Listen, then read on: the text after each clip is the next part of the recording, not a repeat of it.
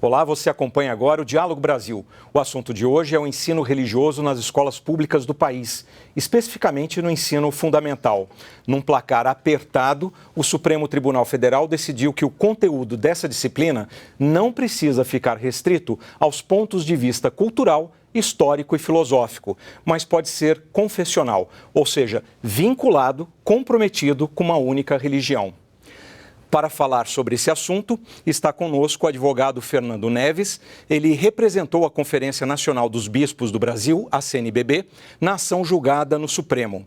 E também o professor da Universidade de Brasília e consultor legislativo do Senado Federal, Eurico Cursino dos Santos. Ele é doutor em Sociologia e faz estudos sobre a história da religião.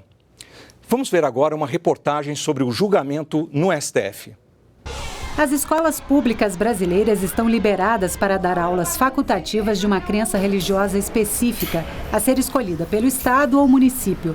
A decisão foi tomada pelo Supremo Tribunal Federal em julgamento que terminou em 5 votos a 5 e precisou ser desempatado pela presidente da Corte.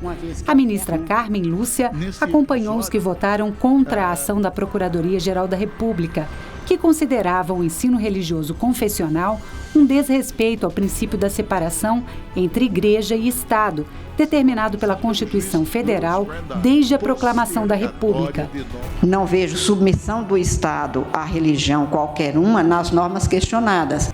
Para o Ministério Público Federal, as escolas deviam se limitar a ensinar a história e a cultura das religiões. Alguns especialistas temem que, ao dar preferência a católicos, espíritas, protestantes, muçulmanos ou seguidores de crenças de matriz africana, as escolas desagradem ou até mesmo constranjam uma parte dos alunos, terminando por provocar a intolerância religiosa. Pois é, vamos começar então a nossa conversa já citando exatamente esse problema do constrangimento. Depois da decisão do Supremo, em Barra Mansa, no Rio de Janeiro, o secretário de Educação baixou uma portaria dizendo que os meninos, antes da aula, precisam rezar o Pai Nosso. E disse que alunos que não quisessem participar desse momento deveriam pedir para os pais encaminharem à escola um comunicado dispensando desse momento de oração. Aí eu pergunto o seguinte, isso já não é uma situação um pouco constrangedora para os alunos? Porque o aluno está ali, parece que na escola os alunos eles cantam um dos hinos na escola, o hino nacional, o hino, outro tipo de hino, e logo depois eles fazem a oração. Só que os alunos que não querem fazer a oração, parece que eles vão ser colocados numa fila à parte e dispensados do momento da oração. Não é uma situação já complicada? Eu queria começar com você, Fernando. Bom, eu acho que houve uma leitura equivocada, talvez em Barra Mansa, pelo que eu estou sabendo agora, do que o Supremo decidiu. O Supremo foi claro ao dizer que a participação em aula de religião, do ensino religioso, ela é facultativa e ativa. Alguém precisa dizer, eu quero. A pessoa não pede para sair, ela pede para entrar. Isso eu acho que é muito importante. Quer dizer, o contrário do que a escola está fazendo. Me parece que sim. E eu estou vendo que me parece que esse hino nacional implica que seja toda a escola. E em seguida a oração. Eu acho que se tivesse uma oração no início da aula de religião, daqueles alunos que professam essa fé, que vai ser feita a oração, não teria problema. Mas eu acho que para todo o colégio, também não me parece que tenha sido essa a decisão do Supremo Tribunal Federal. Quer dizer, a leitura que você faz como jurista não é essa. O Supremo não imprimiu às escolas a obrigatoriedade da religião, por exemplo, no momento do pátio, na hora do recreio. De forma nenhuma. O que o Supremo decidiu, dando eficácia ao artigo 210 da Constituição, é que a escola deve abrir um horário, uma classe, dentro da grade curricular, mas facultativa, não obrigatória, para que os alunos, e aí não é uma religião, das religiões que manifestarem interesse, terão dentro desta sala um representante daquela congregação, ou seja, alguém que possa dar o ensino confessional, ou seja, o ensino que é dado por alguém que comunga da mesma fé. Essas crianças, adolescentes, esses alunos que quiserem, eles irão nesta sala. Quem não quiser não vai a nenhuma, e também não precisa ser uma. São as diversas religiões, a ser definido com a sociedade local. Então, vamos ver qual é a preferência da sociedade local a possibilidade de espaço que as secretarias de escolas vão ter, e realmente as escolas não têm uma única sala, então eles poderão ter. E eu ainda defendo mais uma coisa, que este professor, ele não deve ser pago pelo Estado. Este professor deve ser enviado por cada congregação que tiver também interesse em difundir a sua fé. Seria uma espécie de parceria entre a escola... parcerias, exatamente. Isso ficou muito claro, inclusive, no voto de um dos ministros que formaram com essa corrente, que deu eficácia, julgou improcedente a ação da Procuradoria e deu eficácia ao artigo 210, que o ministro Alexandre de Moraes colocou que no estado de São Paulo diversas parcerias existem em outros segmentos, como da assistência religiosa em presídios, em hospitais, nas Forças Armadas, que são coisas muito semelhantes ao ensino religioso também. É aquele que, estando preso, estando no hospital ou estando servindo as Forças Armadas, manifesta o interesse de que tenha um acompanhamento religioso. Perfeito. Eurico, como é que você vê essa situação já de Barra Mansa e como é que você entende a decisão? Foi uma decisão, não é uma decisão que acaba misturando muito a religião com o Estado dentro da sala de aula, onde a gente está formando a cidadania? Eu penso que sim, né? Mas só uns comentários anteriores, né? Eu achei que foi por isso que vocês chamaram ali no advogado um sociólogo, né? O que o prefeito de Barra Mansa fez foi o modo como ele leu o gesto do Supremo Tribunal Federal. E o modo como ele leu o gesto do Supremo Tribunal Federal é, hoje em dia, uma realidade sociológica galopante no país, né? Nós estamos mudando os pratos da balança, o poder político, né, está mais próximo de representantes de pessoas que pensam, né, que a Igreja e o Estado devem caminhar muito próximas, né, quase uma forma de confessionalidade. Então, o poder político mudando nessa direção, né, isso significa que exemplos como esse, detentores do poder político local, né, vão perceber que há um clima para usar, né, o poder do Estado para difundir, né, a crença religiosa. Quer dizer, você está falando, por exemplo, do crescimento da bancada evangélica dentro do Congresso Nacional, religiosa em si? É basicamente disso que eu estou falando, mas eu queria que isso fosse entendido apenas como uma manifestação de uma coisa que é recorrente na nossa história. É muito importante que as pessoas saibam, né, que o Estado brasileiro foi, por 300 anos, desde 1500 até 1800, até a independência, né, um Estado confessional enquanto Estado português.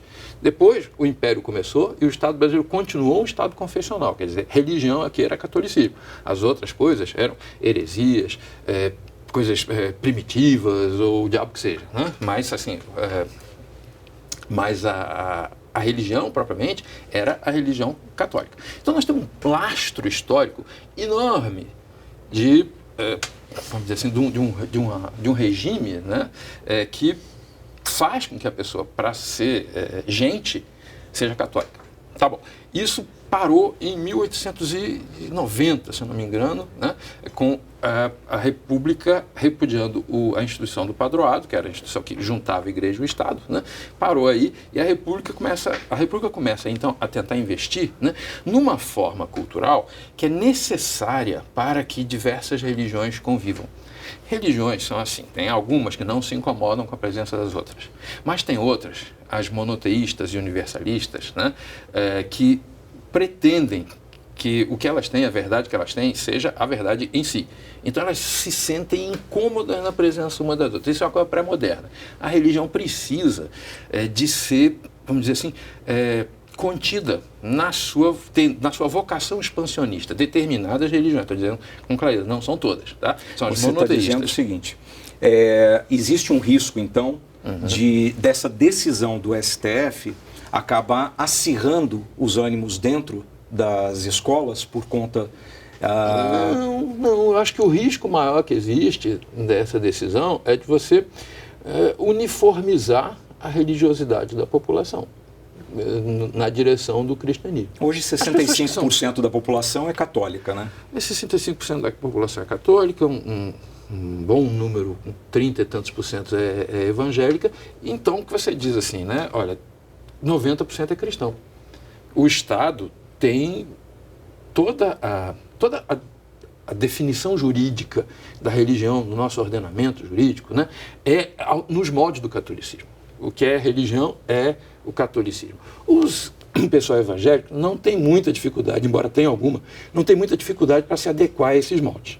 Então, quando o Estado diz eu vou colaborar com as religiões em razão de interesse coletivo, ele dificilmente está querendo dizer eu vou colaborar com o espiritismo, com o budismo, com o islamismo, eu vou colaborar com formas religiosas experimentais. Não, eu vou colaborar com o cristianismo. É isso que ele diz, basicamente, quando diz eu vou colaborar com alguém. Não em termos jurídicos, concordo plenamente com o senhor, mas em termos reais, a vida como ela é isso que acontece. Então, e o que é importante aí no caso? Para uma sociedade moderna, né, o Estado tem que servir como um pivô que sustente o valor. Olha, acima da salvação da alma está o bem-estar das pessoas, está o bem-estar dos indivíduos. Né? Ainda que esse bem-estar dos indivíduos possa passar pela salvação da alma, né? Mas eu não posso... aqueles que assim acreditam. Mas eu não posso administrar essa história da salvação da alma com a mão pesada do Estado. Ninguém será levado a fazer ou deixar de fazer uma coisa, senão em virtude de lei. O senhor sabe que está na Constituição também. Mas em virtude de lei você pode ser levado a fazer alguma coisa. É incômodo você aproximar da religião essa mão forte do Estado, especialmente quando já está tão bem desenvolvido no plano da vida privada, né? Uma rede religiosa, isso que eu queria perguntar. De escolhas religiosas. É isso que eu queria te perguntar, Fernando. Tudo bem, está na Constituição, tem previsão na Lei de Diretrizes e Bases, né? Repete o que está na Constituição. Isso. Ficou de fora da base nacional comum curricular, né? A questão religiosa. Será que não seria mais eficiente você deixar essa questão da religião para as igrejas mesmo? Elas têm um bom trabalho feito com as comunidades, com a sociedade. Por que essa necessidade de trazer, além da questão jurídica? Eu sei que, do ponto de vista jurídico, está previsto na Constituição. Mas, de repente, não seria mais apropriado para separar Estado e religião uma emenda constitucional para tirar de vez a religião de sala de aula e deixar por conta das igrejas? Olha, eu não sei o que passou na cabeça dos constituintes.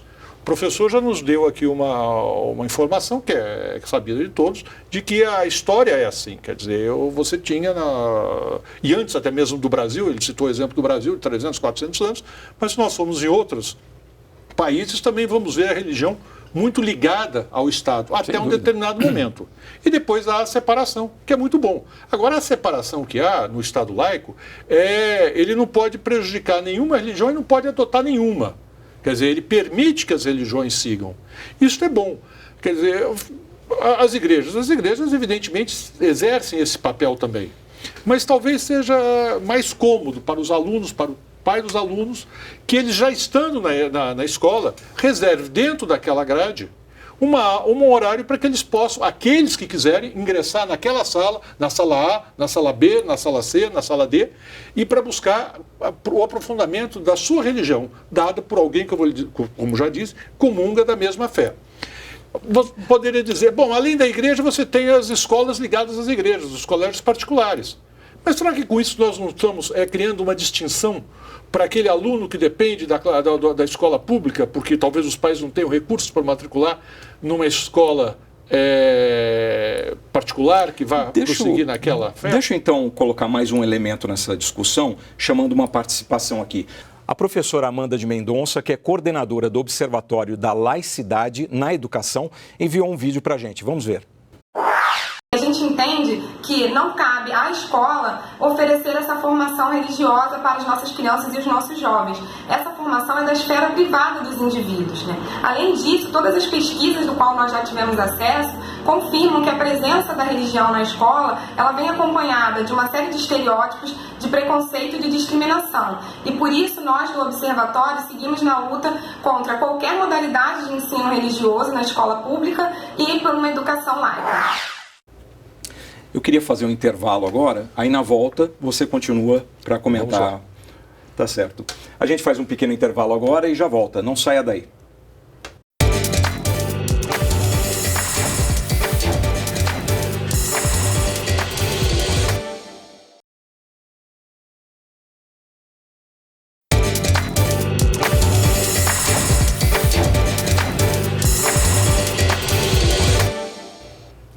O Diálogo Brasil de hoje está falando sobre o ensino religioso nas escolas públicas do país. Fernando, a gente terminou o bloco com a participação da Amanda de Mendonça, que é do Observatório da Laicidade.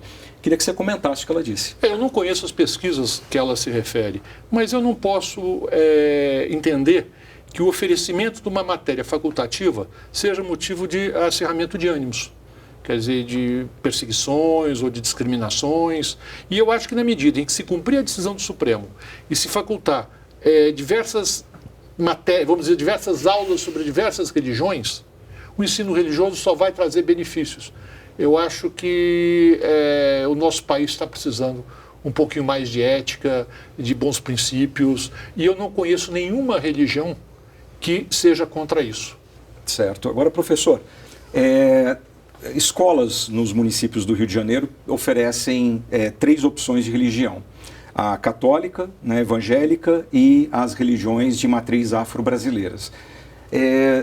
Você acha que essa é uma forma adequada? Porque, assim, como é que a escola, no seu dia a dia, vai contemplar 130 religiões que existem no país?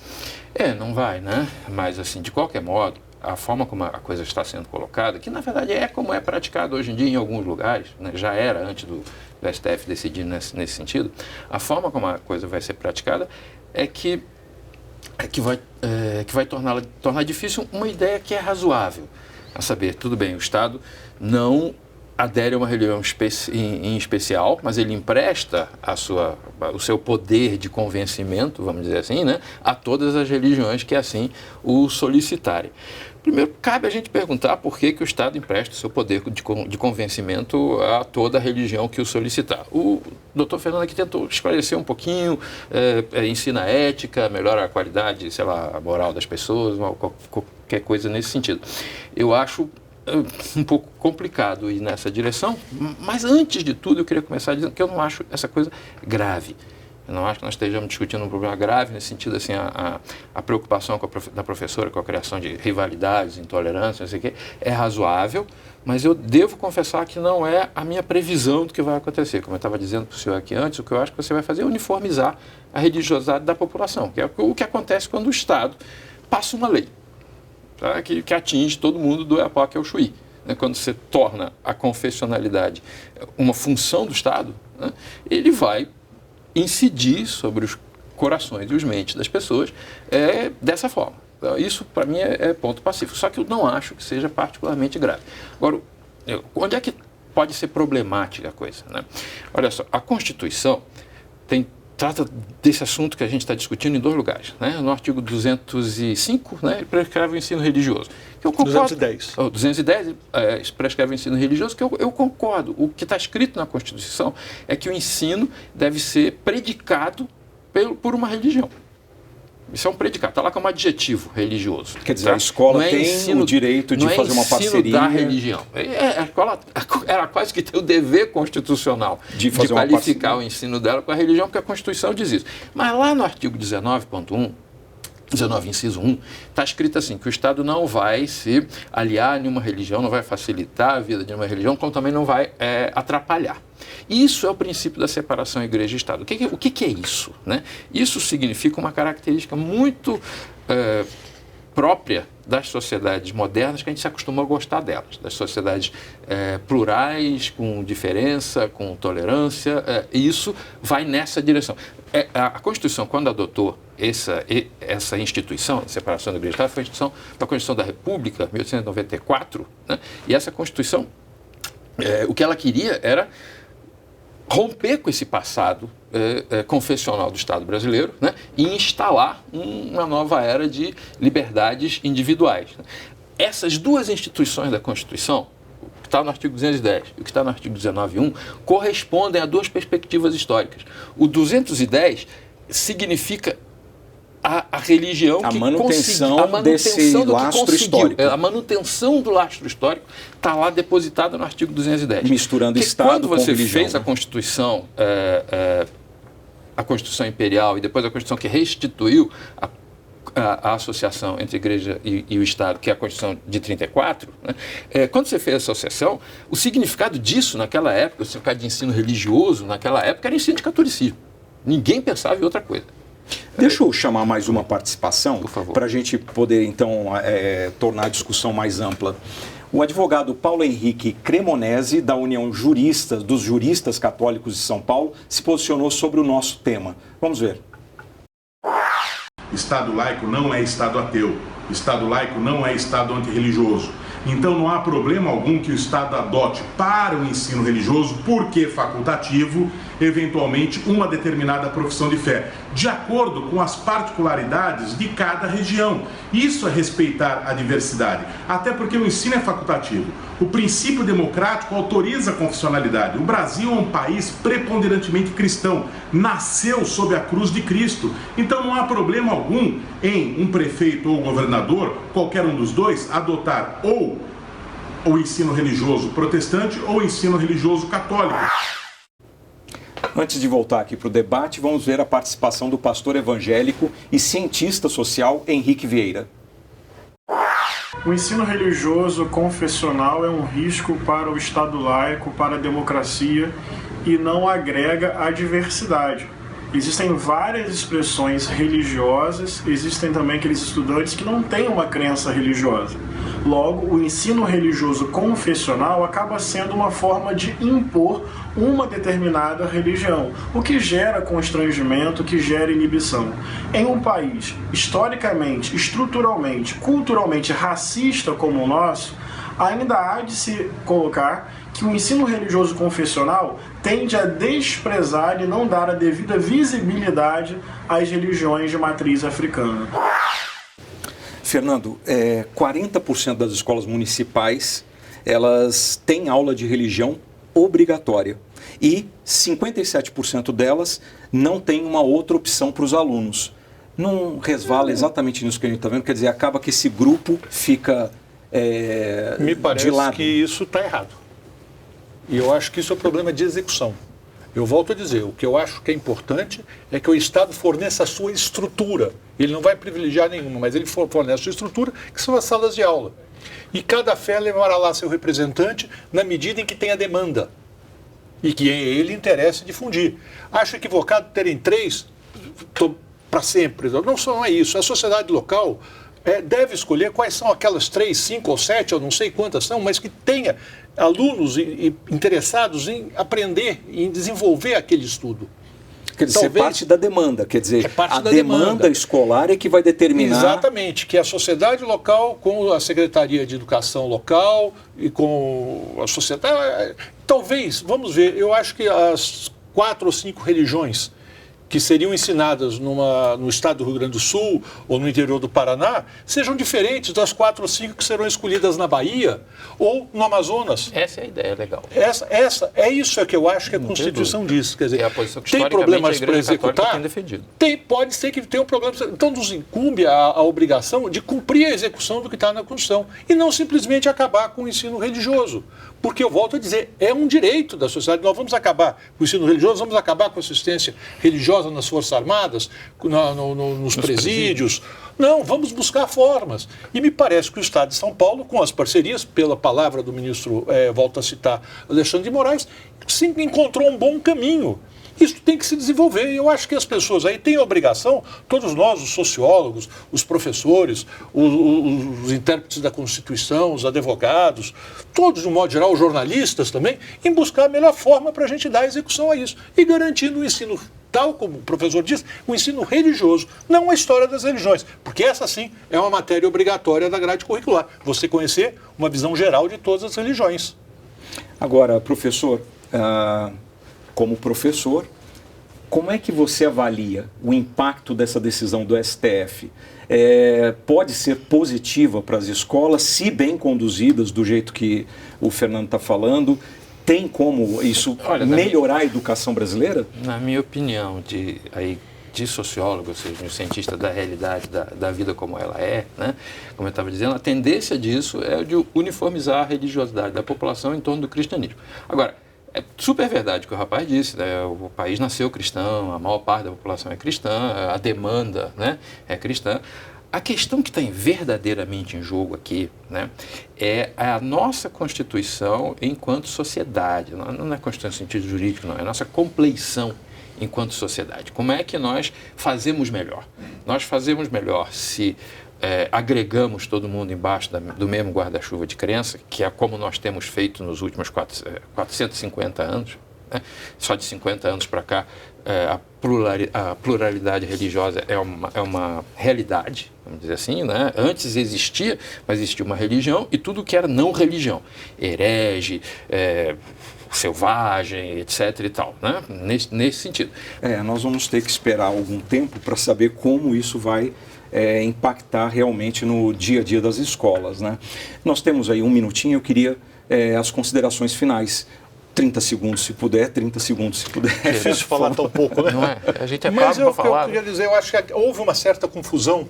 Talvez tenha sido vendida uma ideia que não corresponde àquilo que o Supremo decidiu. O Supremo manteve a mesma coisa como está e a regra é garantir ensino religioso a quem quiser de toda e qualquer religião. Claro, havendo demanda, aí não pode se imaginar 130 alunos, 130 religiões, que os alunos de uma determinada escola queiram 130 religiões.